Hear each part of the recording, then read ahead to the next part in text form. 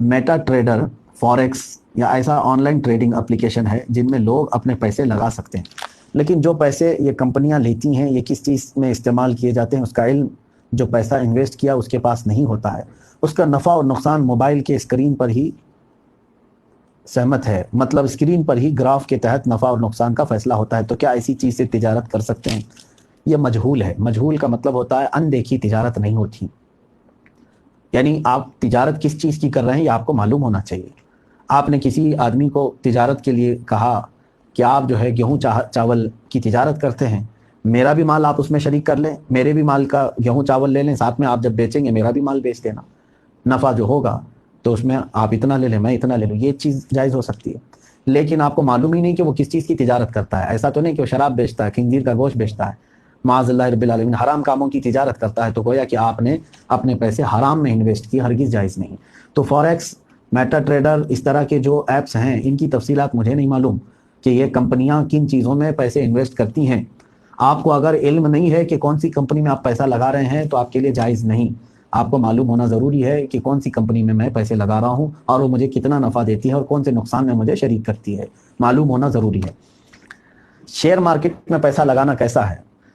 Share market दर हकीकत ये एक जाल है और इसमें बेचारे बहुत सारे लोग फंस जाते हैं तो दोबारा उठ भी नहीं पाते, गिर जाते हैं। हालांकि इसके जायज़ और नाजायज़ होने के लिए बहुत सारे अहकाम हैं। शेयर मार्केट में भी ये देखा जाएगा कि आप कौन सी कंपनी के शेयर ख़रीद रहे हैं। अगर वो कंपनी कोई हराम कामों की नहीं है तो आप उसके शेयर ख़रीद करके उसको जितने में चाहे बढ़ा करके बेच सकते हैं, वो आपके लिए जायज़ है। लेकिन उमूमन देखा ये गया है कि शेयर मार्केट में मुसलमानों के माल का नुकसान ज़्यादा है और इस्लाम किसी भी ऐसी चीज़ का हुक्म नहीं देता जिसमें तुम्हारा माल ज़ाया होता हो। तो ये मेरा मशवरा है। जहाँ तक हुक्म आपने पूछा तो हुक्म यही है, आप कंपनी देखें कौन सी कंपनी का शेयर ले रहे हैं, उसी हिसाब से आप इन्वेस्ट कर सकते हैं। म्यूचुअल फंड्स में पैसा लगाना कैसा है? ये भी वही है, इसमें भी तिजारत के लिए बैंक पैसे लेती है, म्यूचुअल फंड यही होता है और फिर वो लोग अपने एतबार से तिजारत करते हैं। तो अगर आपने किसी भी म्यूचुअल फंड में पैसा लगाया है तो आपको इल्म होना चाहिए कि मेरे पैसे का अगर बिजनेस ट्रिप के लिए कंपनी स्पॉन्सर करे और बिजनेस ट्रिप के बाद कुछ रकम बच जाए और वो हम कंपनी को वापस ना करके खुद ही रख लें तो क्या ये सही है?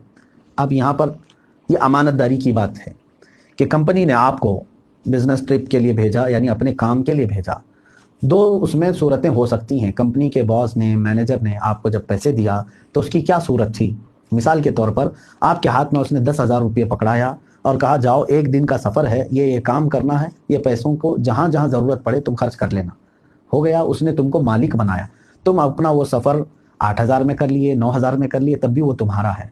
लेकिन उसने ये नहीं कहा, बल्कि ये कहा कि तुमको मैं पैसे की अमानत दे रहा हूँ कि जहाँ जहाँ जाओगे उतना हिसाब करके कंपनी को वापस ला करके दे देना। तो फिर तुम्हारी अमानतदारी ये है कि अगर उस बिजनेस ट्रिप में जो भी बचा है वो कंपनी को लौटाना होगा।